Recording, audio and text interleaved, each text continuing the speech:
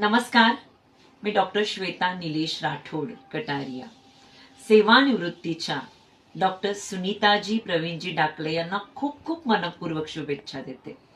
एक आत्ते सासू म्हणून आणि मी एक स्नुषा म्हणून त्यांना गेली 18 वर्ष ओळखत आलीये, पाहत आलीये, अभ्यासत आलीये.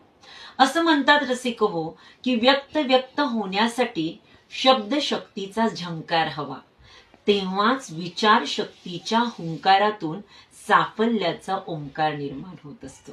आणि हाच साफल्याचा ओंकार माननीय विद्यावाचस्पती सुनीताजी डाकले म्हणजेच आमच्या सर्वांच्या आवडत्या आंटी यांनी आपल्या जीवनामध्ये निर्माण केलाय. कुठलीही गोष्ट सोपी नसते, इच्छा मात्र प्रबळ हवी. आकाश खाली आणता येईल, जिद्द मात्र सबळ हवी. असं व्यक्तिमत्व असणारं म्हणजे सुनीता आंटी. सुनीता आंटीने जीवनामध्ये केलेले संघर्ष आतापर्यंत तुम्ही ऐकतच आलेला आहात किंवा अनेक वक्तांच्या शब्दांच्या माध्यमातून तुम्ही ते रसग्रहण केलेले आहे. परंतु एक सांगू इच्छिते, एक व्यक्ती म्हणून, एक आई म्हणून, एक नारी म्हणून जेव्हा स्त्री काम करते तेव्हा ती काम करत असताना परिवाराचा असणारा सपोर्ट आणि सगळ्यात महत्वाचं म्हणजे स्वतःचा असणारा पुरुषार्थ आणि केलेली जिद्द ही खूप महत्वाची असते.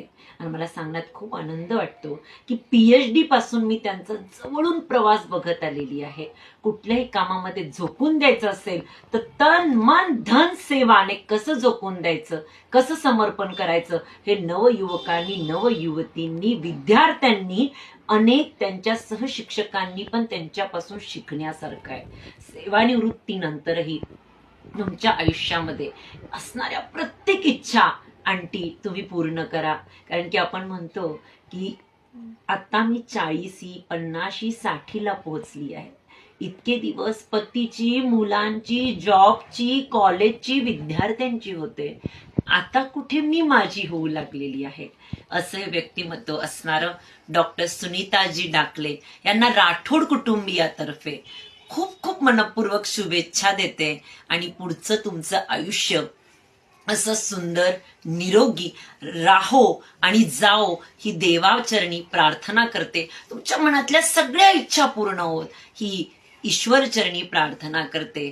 आणि जाता जाता फक्त आंटी तुमच्यासाठी सांगू इच्छिते, या श्वेतांच्या शब्दामार्फत सांगू इच्छिते, नारी घर की शान है, नारी समाज की आन है.